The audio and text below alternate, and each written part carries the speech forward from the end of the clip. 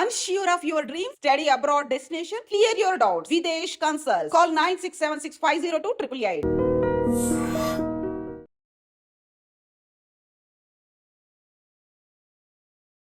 Right, welcome to I dream. నేను మీ భవ్య.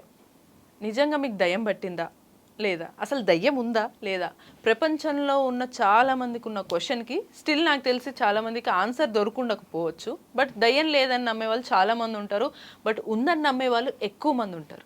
But నిజంగా దయ్యం ఉందా లేదా ఇవి మాట్లాడడానికి ఈ డీటెయిల్స్ అన్నీ కూడా మనకి చాలా ఫేమస్ అనమాట. ఎక్కడ చూసినా సరే ప్రదీప్ కరెంగుల సైకాలజిస్ట్ అంటే సో తెలియని వాళ్ళు ఉండరు నాకు తెలిసి. సో ఇప్పుడు మన ముందున్నారు, అడిగి తెలుసుకుందాం. నమస్తే అండి, ఎలా ఉన్నారు? హలో, నేను చాలా బాగున్నా. హలో. సో దయ్యం ఉందా లేదా, నేను ఇదే డైరెక్ట్ క్వశ్చన్ అండి. అంతకు మించి ఇంకేం అడగలేము. చిన్నప్పటి నుంచి ఉండే చాలా మందికి ఉన్న క్వశ్చన్. బట్ స్టిల్ కొంతమంది దయ్యం లేదని నమ్మినా కొంత భయంతో బతుకుతారు. లైక్ ఉందేమో, ఎందుకు ఉందేమో అనే ఫీలింగ్తో. ఇప్పుడు అంతే.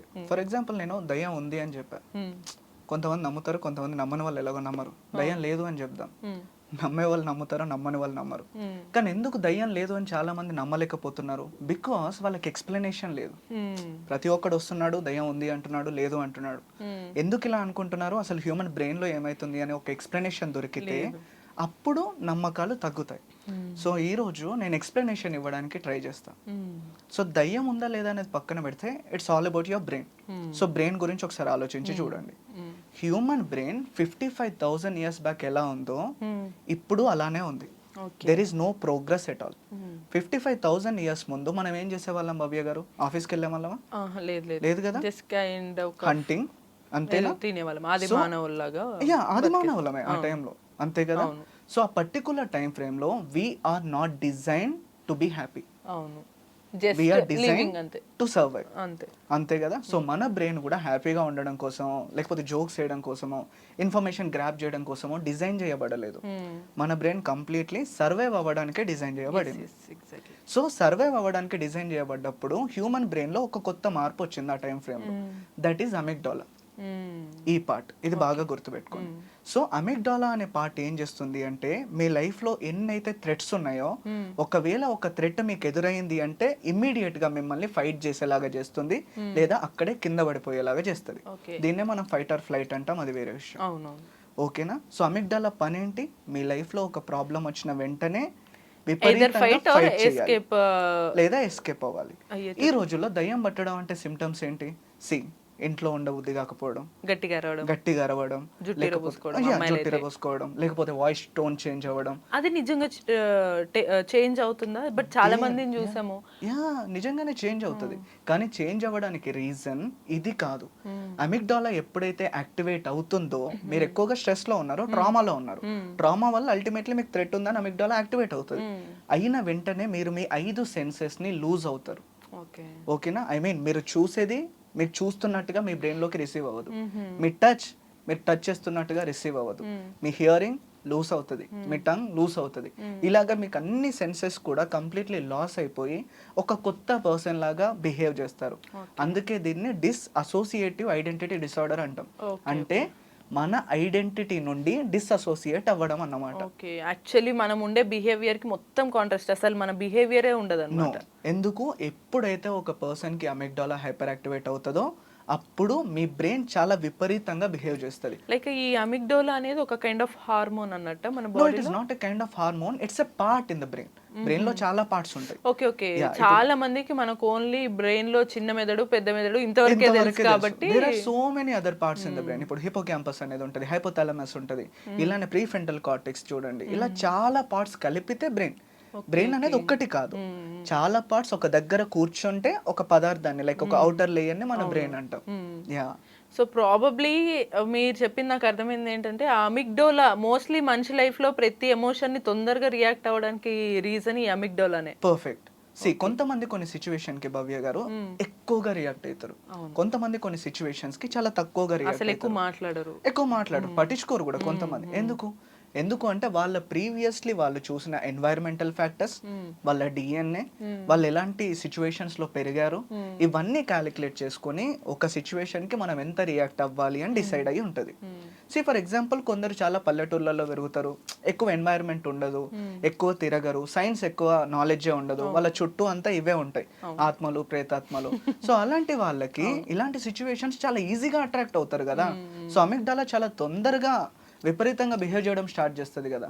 సో అలా బిహేవ్ చేస్తుందంటే వీళ్ళు విపరీతంగానే మారుతారు కదా, డెఫినెట్లీ వీళ్ళ టోన్ మారుద్ది కదా. బట్ ఇక్కడ ఒక చిన్న డౌట్ వస్తుంది మనకు. ఊర్లలో మనకి ఎవరన్నా చనిపోయిన తర్వాత వెంటనే పిండం పెడతారు, కాకొచ్చి తిన్నదంటే ఖచ్చితంగా ఆత్మ వచ్చి తిన్నట్టు, ఆ మనిషి ఆత్మ వచ్చి తిన్నట్టు, లేదంటే లేదని. మరి ఇది ఎలా అర్థం చేసుకోవచ్చు? ఫర్ ఎగ్జాంపుల్ ఇంతకు ముందు ఊర్లలో పిండం పెడితే కాకులు వచ్చేది, ఇప్పుడు ఎందుకు రావట్లేదు కాకులు?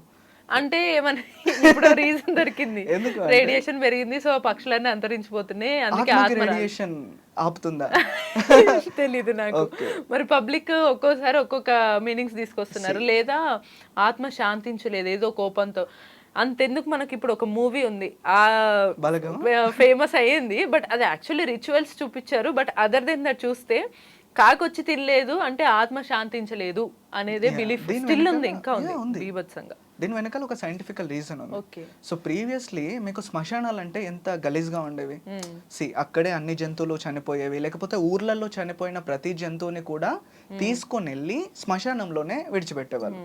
సో ఎక్కువగా అక్కడంతా మెస్సీగా ఉండడం వల్ల కాకులకి ఫుడ్ ఎక్కువ దొరికేది, వాళ్ళు ఎక్కువ ఈ నాన్ వెజ్ చనిపోయిన యానిమల్స్ ని తింటాయి కాబట్టి. ఇప్పుడు శ్మశానాలు మారిపోయాయి. తెలంగాణలోనే చూడండి, గవర్నమెంట్ చాలా శ్మశాన వాటికలు కట్టించాయి, నీట్ గా అయిపోయింది. సో నీట్ గా ఉన్న చోటికి కాకులు రావట్లేదు అంతే.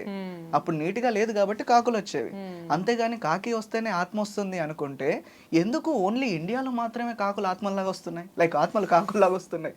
అమెరికాలో ఎందుకు రావట్లేదు, రష్యాలో ఎందుకు రావట్లేదు, జపాన్లో ఎందుకు రావట్లేదు? ఈ ఆత్మల కాన్సెప్ట్ ఎందుకు ఇండియాకే సొంతం అయింది?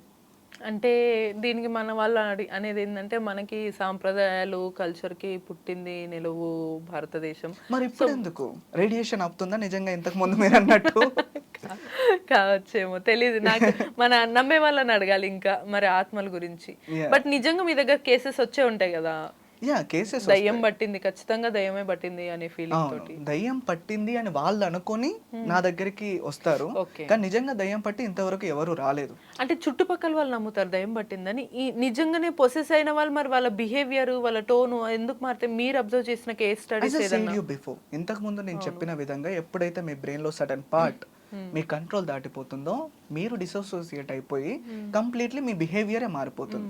దానివల్ల అలా జరుగుతుంది తప్ప అంతకు మించి ఏది ఉండదు. నిజంగా చెప్పాలి అంటే దయ్యం పట్టడం ఒక పర్సన్కి ఎందుకు పడుతుంది, ఇంకొక పర్సన్కి ఎందుకు పట్టట్లేదు అంటే it's all about the trauma, it's all about the fear. మీరు ఒకవేళ అత్యంత భయస్థులైతే ఊరి మీద ఉన్న ప్రతి దయ్యం మీకే పడుతుంది. ఎందుకు? భయం is nothing but your amygdala. ఒకవేళ మీరు ధైర్యవంతులైతే నిజంగా దయ్యం ఉన్నా మిమ్మల్ని ఏది చేయదు. ఎందుకు? అమిగ్డాలా యాక్టివేట్ అవ్వదు. మనకి అది ఉంది కదా, ఎంత దయ్యం ఉందని నమ్మినా ఇదొకటి తెలియకుండానే పెట్టారు మనకి, నువ్వు భయపడకు, భయపడితే నిన్ను ఈజీగా ఆవహిస్తుంది దయ్యము, మూవీస్ లో చూపిస్తారు. కాకపోతే ఇక్కడ ట్విస్ట్ ఏంటి అంటే భయపడితే సర్టన్ పార్ట్స్ యాక్టివేట్ అవుతాయి, సర్టన్ రీజియన్స్ యాక్టివేట్ అవుతాయి. ఒక మనిషి నార్మల్లీ ఉండాలి అంటే భవ్య గారు, వాళ్ళ బ్రెయిన్ లో ప్రీ ఫ్రంటల్ కార్టెక్స్ ముందు భాగం అన్నమాట మీ బ్రెయిన్, అది చాలా మంచిగా పనిచేసినప్పుడు మీరు చాలా రేషనల్ థింకింగ్తో లాజికల్గా ప్రాపర్గా ఉంటారు. కానీ ఎప్పుడైతే మనం మాట్లాడుకున్న అమిగ్డాలా యాక్టివేట్ అవుతుందో ప్రిఫ్రంటల్ కార్టెక్స్ అసలు పనే చేయదు. మీకు లాజిక్స్ అక్కడ పోయినట్టే కదా, ప్రిఫ్రంటల్ కార్టెక్సే కదా లాజిక్స్ని ఇచ్చేది. మరి లాజికల్ థింకింగ్ పోయినప్పుడు అల్టిమేట్లీ మీకు ఎమోషనల్ థింకింగే ఉంది కదా. మరి ఎమోషనల్ థింకింగే ఉన్నప్పుడు ఇంకేం చేస్తారు? ఇలాంటిగానే బిహేవ్ చేస్తూ ఉంటారు కదా. ఓకే, అంటే మీ దగ్గరకు వచ్చిన కేస్ స్టడీస్ అట్లీస్ట్ మీరు చెప్పిన తర్వాత ఓకే అని బిలీవ్ చేసి అలా ఎవరైతే పొజెస్ అయ్యి ఉన్న పర్సన్ ఉన్నారో తను కూడా ఓకే నాదైతే ఇది మెంటల్ ఎమోషనల్ కండిషనా అని నార్మల్ అయిపోయిన సిచ్యువేషన్స్ ఉన్నాయి? చాలా వందల్లో ఉన్నాయి, ఒకటి కాదు రెండు కాదు, నిజంగానే వందలాది కేసెస్ ఉన్నాయి. సో అందుకే ఎవరో స్వామీజీ వచ్చారు లేకపోతే ఇంకెవరో వచ్చారు, ఇది నువ్వు ఇంట్లో ఉండబుద్ధి అవ్వట్లేదు, ఆత్మ పట్టింది, లేకపోతే ఫ్రెండ్స్ తో మాట్లాడాలనిపించట్లేదు, చీపిరితో కొట్టడము, దీని వల్ల వాళ్ళకి ఎటువంటి యూస్ ఉంటుంది? ఏ యూస్ ఉండదు, దెబ్బలు తగులుతాయి అంతే. కాకపోతే ఏదో దే ఫీల్ పెయిన్, కాకపోతే ఆ పెయిన్ ని ట్రామా ఓవర్ డామినేట్ చేస్తుంది. యా అదే అంటే కొట్టేటప్పుడు దయ్యం ఉంది కాబట్టి వాళ్ళకి నొప్పి తెలియట్లేదు, నొప్పి తెలిస్తే దయ్యం ఉన్నట్టు అంటారు కదా. As I said you before, ఇది యాక్టివేట్ అయినప్పుడు మీ సెన్సెస్ లూజ్ అవుతున్నాయి అన్నా కదా, Yes, yes. You are not feeling the pain కదా, అందుకు తెలియట్లేదు. Everything is related to your brain, అంతేగాని ఒక ఆత్మ వల్ల కాదు. Okay, yeah clear.